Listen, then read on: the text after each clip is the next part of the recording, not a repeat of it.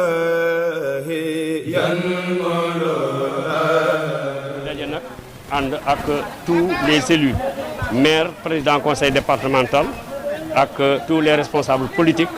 tous les alliés ñu ñëw tey daje toog def benn résolution ak ni ngeen ko xamee li nga xam ne am na fi te mu xew fi te son excellence le président de la république def ci ay jéego joxe ci ay leçons ku gis discours bi mu def discours bi nga xam ne ñun ñëpp apprécié nañ ko chef religieux yi dox ci chef coutumier yi dox ci mais jeunesse bi particulièrement la jeunesse du département de Malem Hodar aussi def ci ak maturité bu mat sëkk ak discipline loolu moo doon waral bés bi nga xam ne ñu doon nen daje tey maire yi mu nekk nag ñaari occasion benn ñu def benn résolution pour wane ne ñu ngi ci ginnaaw son excellence le président de la république Macky Sall ni ko Malem Hodar di defee toujours de par ses résultats à chaque élection depuis 2012 Malem a été toujours classé parmi les 5 premiers au niveau régional on a été toujours cité parmi les 2 premiers donc loolu moo taxoon ñu daje mu nekkaat encore si benn rassemblement boo xam ne tous les responsables se sont donné la main ñun ñëpp ñu ànd derrière le coordonnateur El Hadji Mamadou Saliou Bari le président du conseil départemental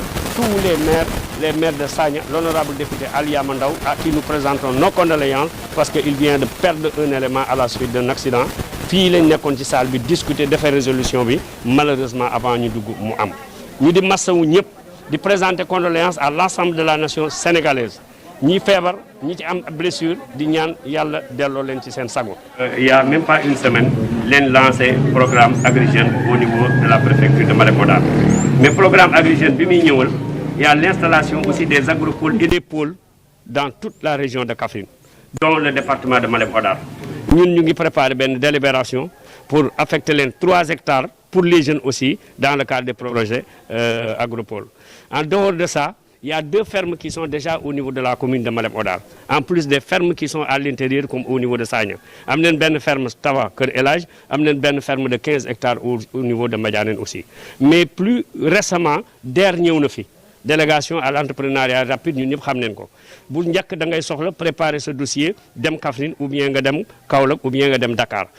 jox nañ leen actuellement place ñu ngi waaj a installer benn kiosque au niveau de chaque département pour permettre à chaque jeune ou bien à chaque porteur de projet au lieu ngay effectuer déplacement bi nga mën a déposer ce dossier ñu mën ko étudier sur place donc yooyu lañ amoon complément yoo xam ne déjà commencé nañ ko ci au niveau des jeunes au niveau des centres de formation jot nañ après le conseil des ministres mercredi jeudi jot nañ encore ay circulaire yu demander à chaque maire de procéder à une délibération pour affecter il s'est trouvé que ñun def nañ ko boobu ak léegi ëpp na ñeenti at affecté nañ leen 4 hectares au niveau de la commune de Malem pour ñu mën fa construire benn centre de formation parce que problème emploi certes am na mais il faut nit ñi am qualification faut que nit ñi jàng métier donc avec ce centre là ça va permettre au moins plusieurs jeunes ñi amul chance am BFEM wala ñi amul chance dem ba niveau bac te amuñu bac ñu mën a au moins continuer foofu seen étude. comme ni ko monsieur le maire waxee man awma ci dara loo xam ne lii war naa ko ci mën a yokk ndax nag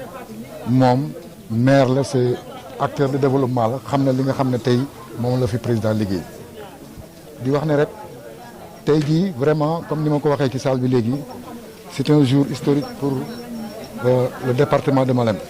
waaw daje tey bi nag li ko waraloon mooy le ministre Abdoulaye Seydou Sow moo jël initiative bi parce que gis na ne réew mi toll na foo xam ne fii vraiment métti na jafe-jafe am na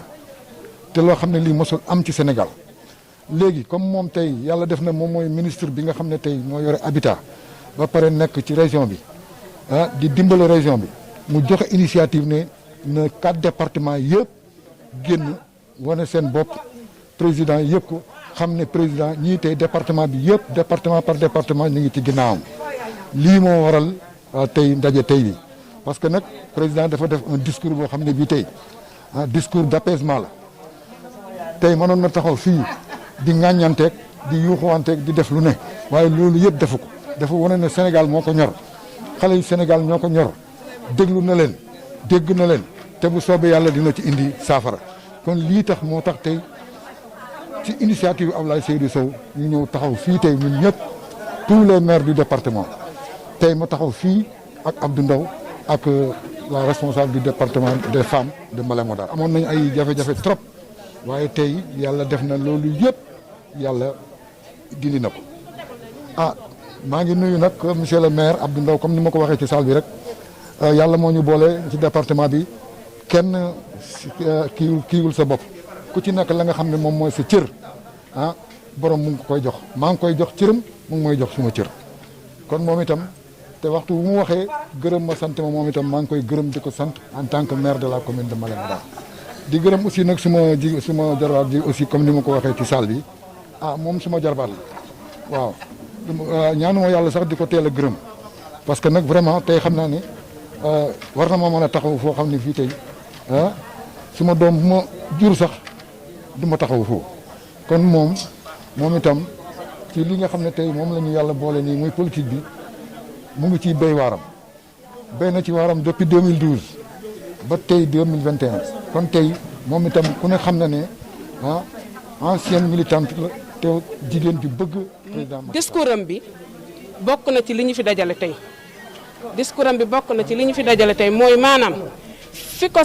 sénégalais yi ak sénégalaises yi doon xaar région Kaffrine foofu la ko doon xaar département Malem Hodar foofu la ko doon xaar foofu la génn muy jàmm ak jàmmal dal ak dalle kon merci son excellence le président Macky Sall ñu ne kon nag kii njabootam war nañ ko delloo njukkal ne ko fi nga teg sa tànk bi foofu la njiit da ngay muñ yaatal nangu ñi di la digal ngay jëfee ñu ne kon danañ génn boole ko nag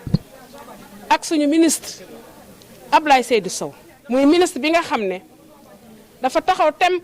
ci ginnaaw le président Macky Sall fas yéene ànd ak moom liggéey région Kaffrine jàppale département yi nga xam ne ñoom ñoo seq région bi muy doxal ci jàmm doxal ci suqali naam le président Macky Sall moo def ci Sénégal loo xam ne depuis l'indépendance ñun département Malem Hodar am nañ sañ-sañ ak fit wax ko kenn mësu ko fi def moo suqali la département Malem Hodar suqali région Kaffrine firnde bi duma lim xam nañ lépp ba barke dem boo Ndiaye ci hôpital régional bi mu def fi ci Kaffrine chef-lieu régional bi tur bi rek dafa wane lu bëri fonk gim ñu fonk ak téye bi mu ñu téye mu tuddee ko doomi Ndukumaan tuddee ko doomi Kaffrine Thierno Birahim Ndaw ñuy saluer loolu. bés bi dafa àlla dawme parce que maire département bi yëpp teew nañ fi muy 6 maires maire Ndiobène Ibou Cissé Lukaar maire Dianké Souf Seydou Ndiaye maire Ndioum Gent Aladji Omar Dieng le jeune maire Dame Lo le président conseil départemental Ibou Cissé Lukaar mooy bu Ndiobène le député maire Ali Yama Ndaw dafa am dëj ñu bokk ko nag bokk na xar bi ñu di ko jaale Sénégal yëpp foo dem fekk fa opposant waaye ñun opposant Malem Hodar ak ñun ñi nga xam ne ñoo nekk au pouvoir dañu bokk ndey bokk baay lenn moo ñu intéressé muy intérêt Malem Hodar muy Malem Hodar suqaliku l'intérêt région Kaffrine intérêt Sénégal financement jeunes yooyu nag laaj nga ma question bu ma neex parce que dama jàpp jeune département bu Malem Hodar suñ defee lu kenn defut wala loo xam ne ñu bari defuñu ko seen cër war na mën a fës ci loolu nga xam ne président jagleel na ko jeunesse bi ñoo xam ne nee nañ